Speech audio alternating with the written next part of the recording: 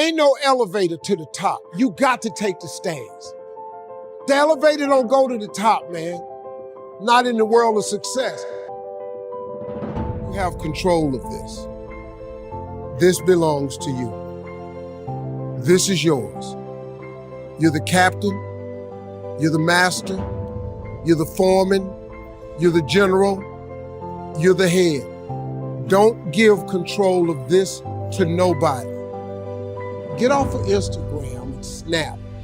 And get off all these blogs and get into something that can really, really move your life forward. Listen, getting successful, it's not a magic trick.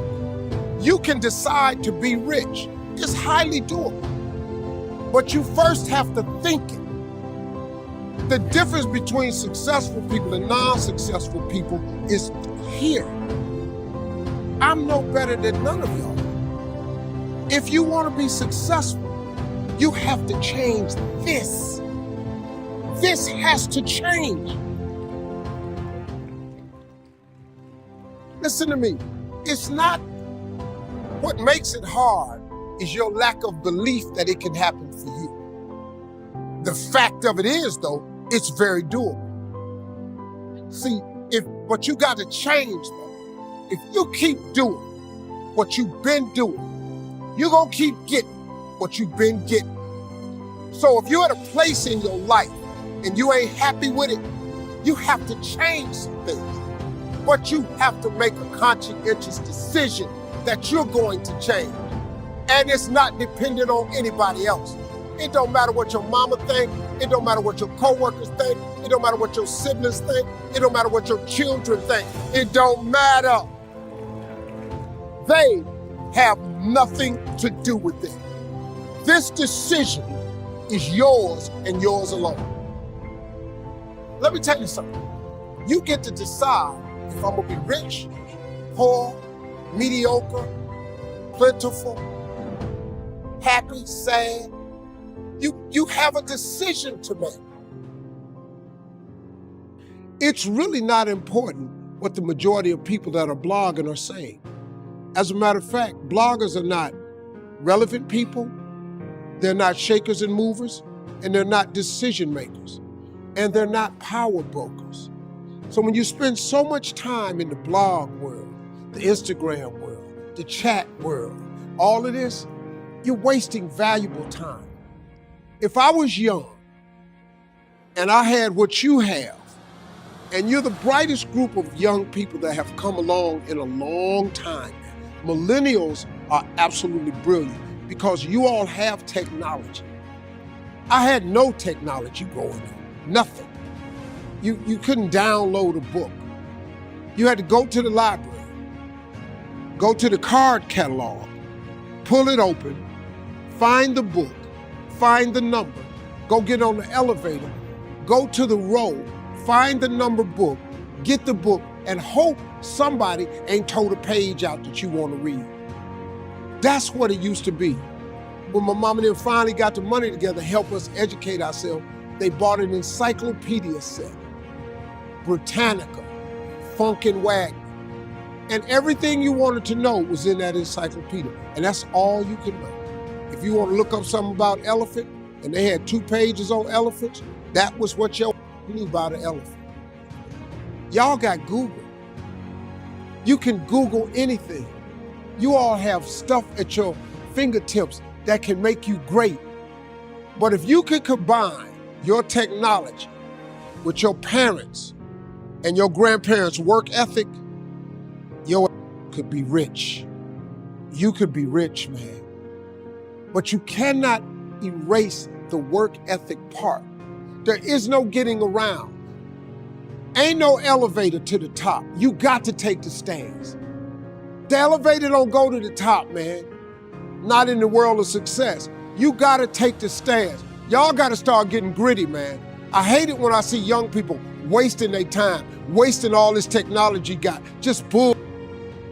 Just sitting around in this world that's been created for you that everything is instant. I was arguing with my son the other day. We're having a debate. I thought, man, I'm finally sitting with one of my sons having a healthy debate. I told him that from Cleveland to Nashville was about 500 40 miles, something like that. He Googles it while we're talking. He said, no, Dad, you're wrong.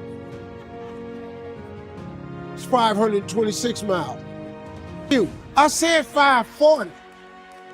It's amazing, man, how you rely on technology and it's a help to you. But young people, you gotta get gritty, man.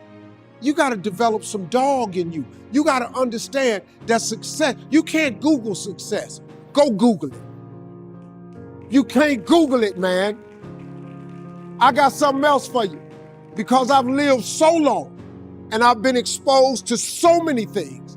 I've seen stuff hopefully you'll never see. And I've seen some things I hope one day you do see.